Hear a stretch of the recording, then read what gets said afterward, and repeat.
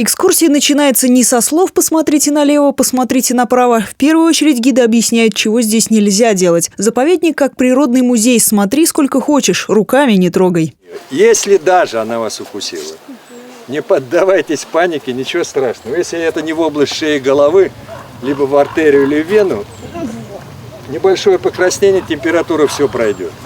Тем не менее, те, кто здесь работает, и не думают о том, чтобы перестать подпускать туристов к животным и растениям. Для того они и сохраняют это богатство, чтобы люди могли познавать природу родной страны не только по книжкам и фотографиям. Сейчас в России почти 150 таких мест-заповедников и национальных парков. До 2000-го в них не ступала нога человека, кроме ученых и лесников. Теперь цивилизация постепенно проникает в девственные леса.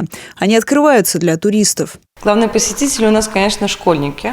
На данный момент приезжают группы из города Саранска, города Сарова. Мы проводим экологические мероприятия, приуроченные к различным экологическим акциям, праздникам. День земли, День птиц, День воды, День животных. Вторжение человека может быть не только губительным для дикой природы, но еще и полезным, если не сказать больше выгодным. В заповеднике подсчитали, привлекая туристов, можно неплохо зарабатывать, как, например, это происходит в западных национальных парках. В Темниковском заповеднике появился свой визит-центр.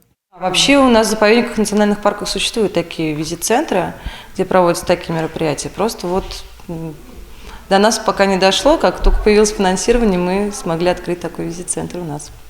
Можно пройти по заповедной тропе до Дикого озера с желтыми кувшинками или послушать экскурсоводов, которые покажут и расскажут об обитателях уникальной экосистемы. Еще в проекте конные прогулки, водные переправы и контактный музей. Он сейчас на стадии реконструкции. В заповеднике решили не возвращаться к старой экспозиции, а сделать все заново. Чтобы найти подходящую корягу для медведицы, пришлось потратить несколько суток. А сцена с волками потребовала нескольких недель работы дизайнеров, осветителей и ученых. В планах отдельные интерактивные залы с насекомыми и присмыкающимися. Сделать сувениры заповедника можно своими руками, здесь же в ремесленной. Можно точить, клеить, рисовать, резать по дереву, шить или лепить из пластилина любимую птицу или зверя.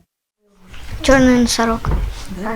В соседней комнате самоварная. Говорят, чай из самовара вкуснее. За чаем ученые и лесники делятся заповедными секретами. Здесь ждут, что когда-нибудь заповедники из дремучих лесов превратятся в экологические парки просвещения. Единственное, кто могут помешать этому празднику, это местные комары. Юлия Парунова, Александр Гурьянов. Наши новости. Темниковский район. Мордовия.